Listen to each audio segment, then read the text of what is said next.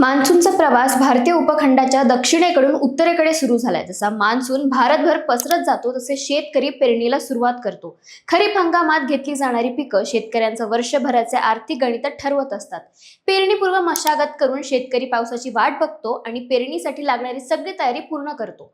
पिकांना लागणारी खते, बी बियाणे यांची खरेदी करून शेतकरी स्वप्न पेरण्यासाठी सज्ज असतो। शेतकऱ्यांच्या पेरणीसाठी सज्जतेची ही परिस्थिती सांगण्याचे कारण म्हणजे छत्रपती संभाजीनगर जिल्ह्यातील सद्यस्थिती। ऐन खरीप तोंडावर असताना छत्रपती संभाजीनगर जिल्ह्यातील शेतकऱ्यांना खते खरेदी करण्यास अडचणी येत आहेत। या अडचणींमुळे जिल्हा कृषी अधीक्षक कार्यालयात आज शेतकऱ्यांनी मोर्चा नेऊन निषेध व्यक्त केला। ऑनलाईन खत विक्रीच्या विरोधात शेतकऱ्यांच्या तक्रारी आहेत, तेव्हा याच जिल्ह्यातील शेतकऱ्यांना अडचणी काय येत आहेत?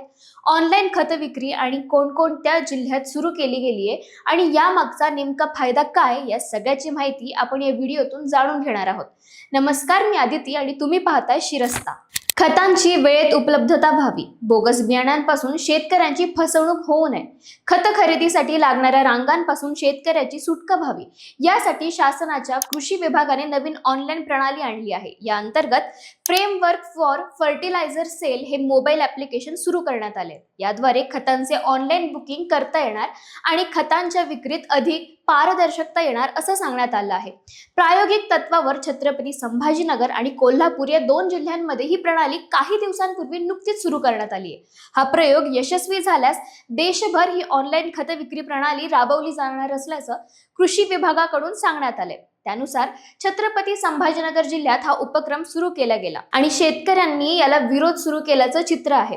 आता यातील त्रुटी नेमक्या काय आहेत आणि शेतकरी विरोध करण्याचं कारण काय आहे हे पाहण्याआधी या ऑनलाईन ऍप्लिकेशन बद्दल थोडं विस्ताराने पाहूयात। केंद्र शासनाच्या राष्ट्रीय खत विक्री आराखडा प्रकल्पाच्या अंतर्गत हा प्रयोग सुरू करण्यात आलाय। यासाठी फर्टिलायझर सेल ऍप्लिकेशन सिस्टीम हे मोबाईल ऍप तयार केलं गेलंय। या ऍपद्वारे QR कोड वापरून शेतकऱ्यांना खतांचे बुकिंग करता येणार आहे। आता यात QR कोडद्वारे बुक केल्यानंतर हा कोड 3 दिवस वैध असणार आहे। या 3 दिवसात कधीही खत विक्री केंद्रावर जाऊन शेतकऱ्यांना खत खरेदी करता येईल। ही प्रणाली 2 जिल्ह्यात प्रायोगिक तत्वावर राबवण्यापूर्वी केंद्र शासनाच्या टीमने पुणे जिल्ह्यातील हवेली तालुक्यातील अष्टापूर येथे यशस्वी चाचणी घेतल्याचं कृषी विभागाकडून सांगण्यात आलंय। यात शेतकऱ्यांच्या संबंधित 3 स्तर करण्यात आलेत। फार्मर ID असलेले शेतकरी, फार्मर ID नसलेले शेतकरी आणि खंडाने शेती करणारे शेतकरी अशी विभागणी करण्यात आली आहे। यात सुरुवातीला आधार कार्डचे व्हेरिफिकेशन करायचे आहे, त्यानंतर पिकाची निवड करायची आणि जवळचे खत विक्री केंद्र निवडायचे आहे। त्यानंतर QR कोड स्कॅन करून खत मिळवायचे। कृषी विभागाकडून असं सांगण्यात आलंय की कोणताच शेतकरी खतापासून वंचित राहणार नाही आणि अधिक पारदर्शकपणे विक्री होईल। आता ही झाली शासनाची भूमिका। शेतकरी वर्गात मात्र याबद्दल बराच संभ्रम दिसून येतोय। शेतकऱ्यांना येणाऱ्या अडचणी नेमक्या कोणत्या आहेत ते पाहूया। सगळ्यात महत्त्वाचा मुद्दा म्हणजे एकापेक्षा अधिक पिकांकरता खत नोंदणी करता येत नाही, त्यामुळे एकाच पिकासाठी खत खरेदी करावी लागत आहे। शेतकऱ्यांच्या आक्षेपाचा आणखीन एक मुद्दा म्हणजे QR कोड जनरेट झाल्यानंतर 24 तासांनी खत खरेदी करता येते। त्यामुळे होतंय काय तर ऐन पेरणीचा सीझन सुरू असताना 1 दिवस ताटकळत बसावं लागतंय। त्यातच इंटरनेट कनेक्टिव्हिटी आणि बहुतांश शेतकरी टेक्नोसेव्ही नसल्यानं खत खरेदी करण्यात अडचणी येत आहेत। स्थानिक लोकप्रतिनिधींनी जिल्हा अधिकाऱ्यांना पत्र लिहून ऑनलाईन खत विक्री प्रणाली बंद करण्यात यावी असं निवेदन दिले। अनोख्या पद्धतीच्या आंदोलनासाठी प्रसिद्ध असलेले सरपंच मंगेश साबळे यांनी देखील या प्रणालीच्या विरोधात आवाज उठवलाय। आज जिल्हा कृषी अधीक्षक कार्यालयात साबळे यांनी शेतकऱ्यांच्या वतीने नेमके कोणते मुद्दे उपस्थित केले ते पाहूयात।